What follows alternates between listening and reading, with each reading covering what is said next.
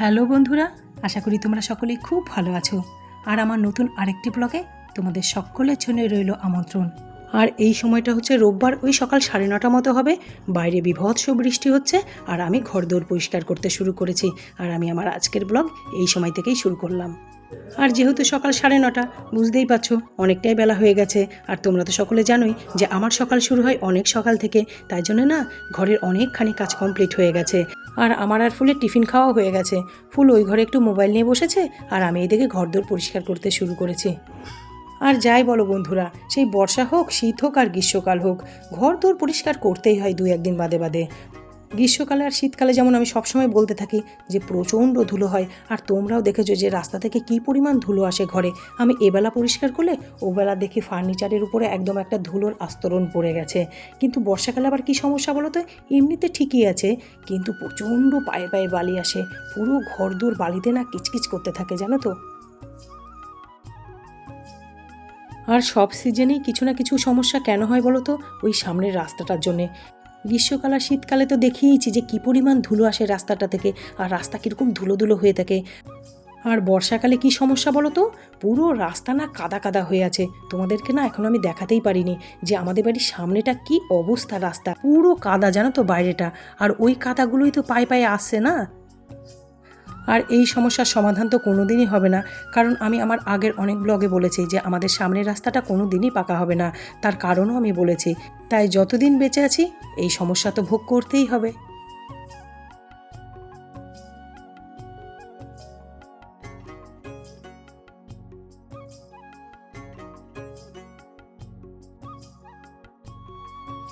আজ দুপুরবেলা জানো তো আমার আবার খুব বেশি রান্না নেই। তবে হ্যাঁ, আজ কোথাও নেমন্তন্ন নেই। কি বলো তো, গতকাল যে রান্নাবান্না করেছিলাম না, তার অনেকটা রান্না খাবার জানো তো বেঁচে আছে। যা বেঁচে আছে ফুল আর আমার দুপুরবেলা হয়ে যাবে। তাই জন্য ভাবলাম এবেলা আর কিচ্ছু রান্না করব না, যা রান্না করব বিকেলে করব। ফ্রিজে জানো তো মাটন রাখা আছে, ভাবছি বিকেলবেলা আজকে মাটন রান্না করব। আর বন্ধুরা, তোমাদের সঙ্গে গল্প করতে করতে দেখো আমার ঘরদোর পরিষ্কার করা কতটা এগিয়ে গেছে। এই কাজটা জানো তো আমার খুব পছন্দের কাজ। ঘরদোর পরিষ্কার করা, গোছানো, তারপর সাজিয়ে গুছিয়ে রাখা।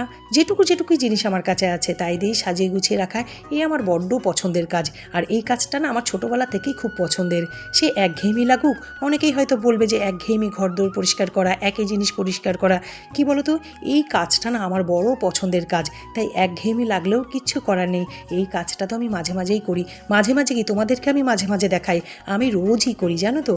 একদিন নিচতলা করি, একদিন ওপরতলা করি, কখনো ব্যালকনি করি, কখনো রান্নাঘর পরিষ্কার করি, বাথরুম, বাগানাগান সকল কিছু তো রয়েইছে।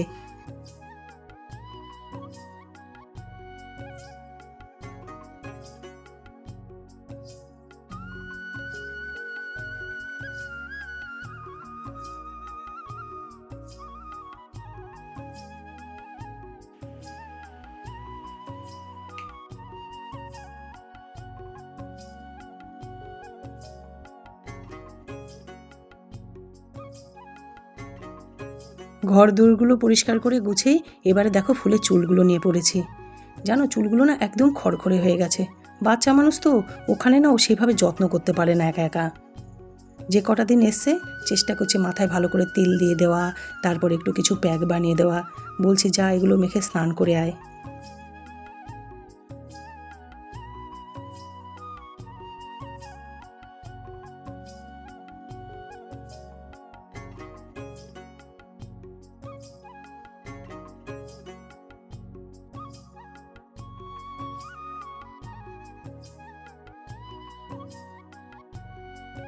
সকালে দিকের পর এখন সন্ধ্যে 6:30 বাজে, জানো তো। ফুল আর আমি একটু হাঁটতে গেছিলাম, হেঁটে এসেই সোজা রান্নাঘরে চলে এসেছি রান্না করতে। আগেই তো বললাম যে আজকে সেরকম কিচ্ছু রান্না করিনি, ফ্রিজে যা ছিল সেগুলোই ফুল আর আমি গরম করে খেয়ে নিয়েছি। কিন্তু এখন তো রান্না করতে হবে, তাই না? তাই জন্য না হেঁটে এসেই সোজা আমি রান্নাঘরে চলে এসেছি। আর প্রথমেই দেখো তাওয়াতে আমি একটু মশলা ভাজলাম। ওটা না এই ঘুগনি করব, ঘুগনিতে ওই মশলাটা ডাস্ট করে দেব। আর মটরগুলো জানো তো আমি সকালেই ভিজিয়েছি, আর 2টো সিটি মারলাম প্রেশার কুকারে, তাও জানো তো সেদ্ধ হয়নি, একটু কম আছে। তাই জন্য দেখো কুকারটা আমি আবার বসালাম, আবার জানো তো পুরো একটা সিটি মারলাম, তারপর মটরটা ঠিকঠাক সেদ্ধ হলো। ও পাশে তো আমি মটর সেদ্ধ হতে বসিয়ে দিয়েছি, কারণ মটরে আরেকটা সিটি পড়বে। আর এই পাশে না আমি চাটনিটা বসিয়ে দিলাম, আজকে টমেটোর চাটনি করব। বর তো চাটনি খুব ভালোবাসেই, ওর জন্য আমি মাঝে মাঝেই চাটনি বানাই। আর আমার কি বলো তো, হলেও চলে না হলেও চলে, ফুলেরও তাই। কিন্তু প্রসেনজিতের দেখেছি ওরও না চাটনি খুব পছন্দ, খাওয়ার শেষে 1 চামচ চাটনি হলে ওর বেশি ভালো হয়। টমেটোটা চাপা ঢাকা দিয়ে কিছুক্ষণ সেদ্ধ করে নিই না, তার মধ্যে দেখো খুব সামান্য পরিমাণে পাকা তেঁতুল দিয়ে দিলাম। এই যে পাকা তেঁতুলটা দিলাম না চাটনিতে, এতে জানো তো চাটনির, টমেটোর চাটনির মাত্রাটাই অন্যরকম হয়ে যাবে, মানে টেস্টের মাত্রাটাই চেঞ্জ হয়ে যাবে।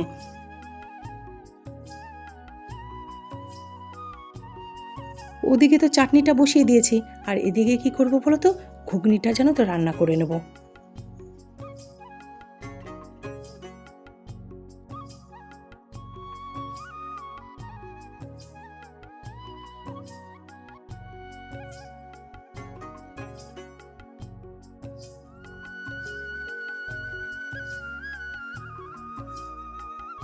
টমেটো, পাকা তেঁতুল দেখো কি সুন্দর সেদ্ধ হয়ে গেছে। এবারে কি দিচ্ছি বলো তো, কিশমিশ আর আমসত্ত্ব। এবার এটাকে ভালো করে নেড়ে চেড়ে এর মধ্যে দিয়ে দেবো বেশ খানিকটা চিনি। ওই যে পাকা তেঁতুল দিয়েছে না, ওই তেঁতুলের জন্য না চিনিটা আরেকটু বেশি লাগবে। আর একদম শেষে দেখো ভাজা মশলার গুঁড়ো দিয়ে নেড়ে চেড়ে নামিয়ে নিচ্ছি। পুরো জেলির মতো হয়েছে দেখো। তবে জানো তো এই চাটনিটার মধ্যে না কয়েক টুকরো কাজু বাদাম দিলে খুব ভালো হতো, কিন্তু কাজু বাদাম জানো তো শেষ হয়ে গেছে ঘরে। ওদিকে চাটনিটাও রান্না হয়ে গেছে, আর এদিকে দেখো ঘুগনিটাও পুরো রেডি হয়ে গেছে। সব শেষে কাসৌরি মেথি আর ভাজা মশলার গুঁড়ো দিয়ে নেড়ে চেড়ে নামিয়ে নেব। আর এইবারে বসাবো মাটনটা। যেহেতু বেশ খানিকটা রাত হয়ে গেছে, তাই দেখো কোনো রকম তাম ঝাম কিচ্ছু না করে, মানে প্রথমে কড়াইতে কষাবো, তারপর প্রেশার কুকারে সিটি মারবো, কিচ্ছু না করে দেখো ডাইরেক্ট কুকার বসিয়ে দিয়েছি। আর ফোড়নে দিলাম সর্ষের তেলের মধ্যে কুচনো পেঁয়াজ, গোটা গরম মশলা আর তেজপাতা। ফোড়নটা হতে থাকছে, আর এদিকে দেখো আমার মাংস পুরো মেখে টেকে রেডি হয়ে গেছে। মানে এসেই জানো তো, হেঁটে এসেই না প্রথমে আমি মাংসটাকে আগে মেখে টেকে ম্যারিনেট করে রেখে দিয়েছিলাম, তারপর রান্না বসিয়েছি।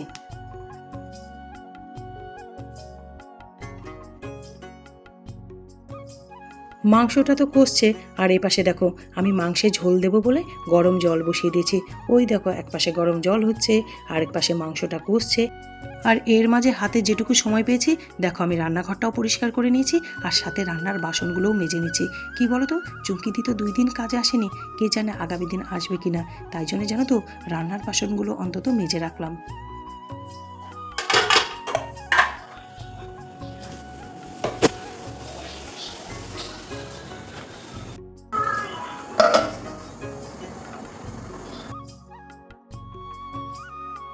মাংসটা দেখো কি সুন্দরভাবে কষে গেছে, মানে মশলা থেকে দেখো একদম তেল ছেড়ে গেছে। এবারে এর মধ্যে যে গরম জল দেবো, দিয়ে ভালো করে নেড়ে চেড়ে ব্যাস 2টো সিটি দেবো, তাহলেই আমার মাংস রেডি।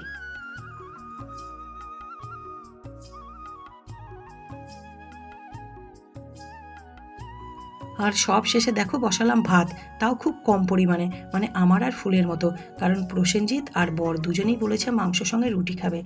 আর আমি তো দেখেছো তেমন একটা রুটি খাই না, খাই খুব কমই খাই। আর তারপরে কি বলো তো, খাসির মাংসের সঙ্গে রুটি, সেটা না আমি কখনো খাবো না, আমি ভাতের সঙ্গেই মাংস খাবো। আর এই সুযোগে ফুলও বলছে মা আমিও ভাতের সঙ্গে মাংস খাবো। আর এবারে তো আমার রান্না বান্না সকল কিছু কমপ্লিট হয়ে গেছে, আর তার সাথে জানো রান্নাঘরটাও আমি পুরো পরিষ্কার করে নিয়েছি। আর আমি আমার আজকের ব্লগ এখানেই শেষ করছি। আবার তোমাদের সকলের সঙ্গে দেখাবে নতুন একটি ব্লগের সাথে। আর ততক্ষণ আমার সকল বন্ধুরা তোমরা ভালো থাকবে, সুস্থ থাকবে। আর আমার ব্লগটি যদি তোমাদের ভালো লাগে একটু, তাহলে প্লিজ আমার চ্যানেলটি সাবস্ক্রাইব করে দিও। বাই।